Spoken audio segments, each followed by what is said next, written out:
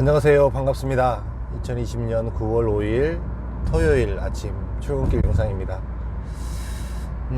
참 지식산업센터가 이제는 보편화된 것 같아요. 보편화됐고 많은 사람들의 인식 속에서 좀 자연스러운 부동산이 되어가고 있지 않나라는 이런 생각이 좀 듭니다. 전혀 새로운 사람들도 많이 유입이 되고 있고, 전혀 지식산업센터에 이렇게 이해도가 없었던 사람들도 지식산업센터에 관심을 갖고 있고, 그 다음 결정적으로 전혀 지식산업센터를 취급하지 않았던 부동산들에서도 지식산업센터를 보고 있고, 또 그런 사람들의 입에서 자연스럽게 지식산업센터가 회자가 되니까 일반인들에게 자연스럽게 이렇게 전가되는 이런 현상이 나타나고 있는 것 같습니다.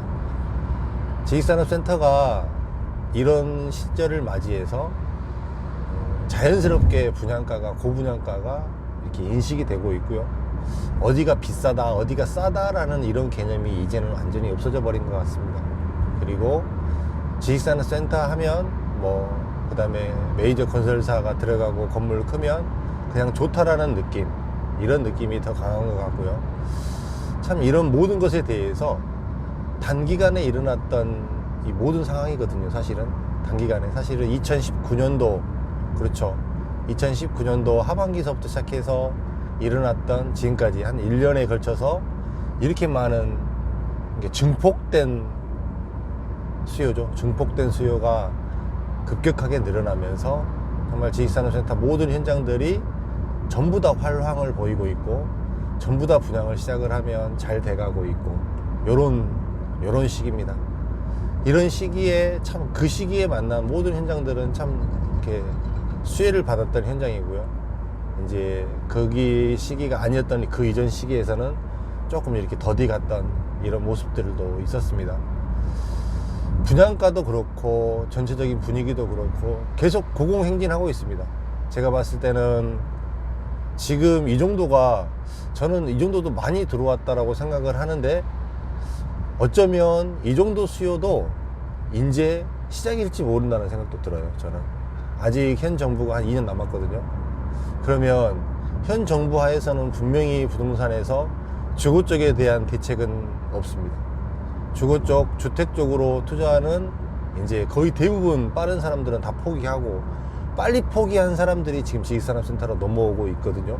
그렇게 되면 이제 나머지 있는 사람들도, 이 주택에 투자하시던 분들도 부동산을 투자해봤던 사람들이기 때문에 분명히 지식산업센터로 넘어올 것은 자명한 일입니다. 그러면 현재도 저는 굉장히 많은 수요들이 들어오고 있다라고 생각하는 사람 중에 하나거든요. 근데 이 수도 많지 않다. 이거보다 더 많을 것이다. 더 많은 사람들이 지식산업센터를 눈여겨볼 것이고, 더 많은 사람들이 지식산업센터를 이렇게 보게 될 거다. 저는 그렇게 예상을 하고요. 그런 시장 속에서 그렇게 지식산업센터에 대한 실제 사용해 보지 않고 실제 임대해 보지 않는 사람들의 시장이, 그 사람들의 의식이, 그 사람들에게 하는 말이 지식산업센터의 전체를 팽배하게 움직이고 있기 때문에 그저 좋아 보이는 것 같아요. 참 이렇게 이 현상이 유심히 보고 있으면 참 웃깁니다. 웃겨요.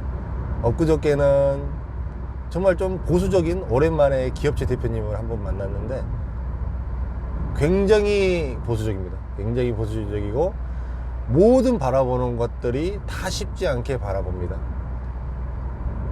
대부분 과거에 지식산업센터를 제가 분양을 할 때는 대부분의 사장님이 그렇게 이야기를 했습니다. 그리고 저는 지금까지도 지식산업센터를 이렇게 분양을 하면서요, 그날 상담을 해서 그날 만나서 그날 분양 계약을 해본 케이스가 단 한 번도 없어요. 근데 요즘에는 그날 홍보관에 가면 그날 상담을 해서 그냥 분양 계약을 하고 오는 사람들이 굉장히 많습니다.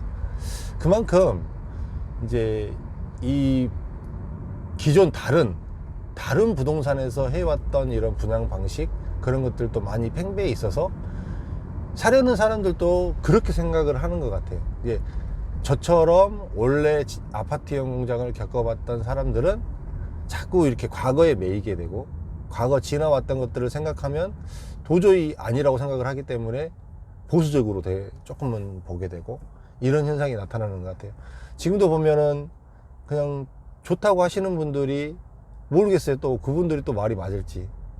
진짜로 좋다고 하는 분들이 다 좋다, 뭐 막 사라 하는 사람들이 그 사람 말이 맞을 수도 있습니다. 근데 참 이제 핵심은 늘 이야기를 드렸지만 수요가 전 국민이 수요가 아니다 보니까 이렇게 많이 지어지고 있어도 이게 이제 조금은 들어오는 사람들 자체가 다 임대 사업을 목적으로 들어오기 때문에 더더군다나 문제가 된다는 것입니다. 기업체에서는요, 지금 코로나 이후로 정말 기업체 경기가 물론 수혜받은 기업도 있습니다. 근데 상당히 너무너무 어렵게 가고 있는 회사들이 많아요. 제가 봐도 만나보면 거의 대부분 이 코로나로 인해서 수혜주보다는 어렵다고 이야기하시는 분들이 더 많습니다. 그러면 회사가 어렵고 상황이 어려우면 어떤 상황이 되나요? 회사를 지식산업센터를 분양받는 거를 그렇게 쉽게 분양받지 못합니다. 그런데 이제 그렇기 때문에 더더군다나 쓰려는 수요 자체들, 분양받으려는 수요 자체는 더더군다나 이 임대 투자자들로 더 많이 이동하고 있고요. 이런 것들로 인해서 이제 앞으로 나타날 이런 전체적인 모습들이 과연 어떻게 될지, 이러한 모습들이 어디까지 유지가 될지, 이 정권에서 어디까지 과연 유지가 될지, 그 다음에 이런 모습들이 어떻게 정착이 될지 참 재밌습니다.